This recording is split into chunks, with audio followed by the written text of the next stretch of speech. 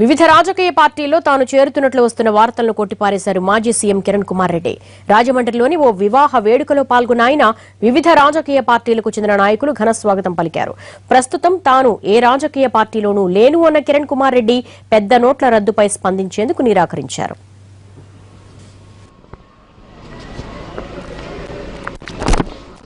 పెద్ద నోట్లు రద్దు చేశారు, దాన్ని చాలా ఇబ్బంది పడుతున్నారు.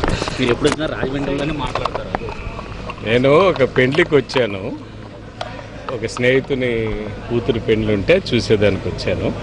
అది తప్ప రద్దు మీద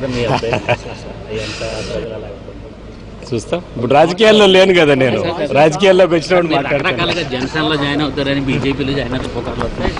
నేను చెప్పలా కదా, మీరు చెప్పలేదు. మీరు చెప్పేదానికి నన్ను సమాధానం చెప్పేటట్టు పెద్ద నోట్ల మీద మాట్లాడుతున్నారు. హర్ష ఎలా రండి.